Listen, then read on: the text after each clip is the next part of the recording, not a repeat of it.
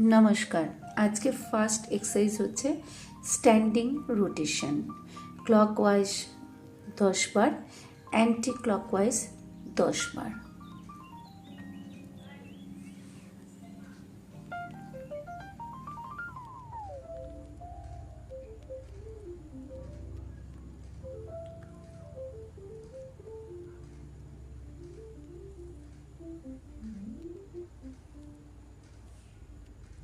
एक, दुई, तीन, चार, पाँच, छय, सात, आठ,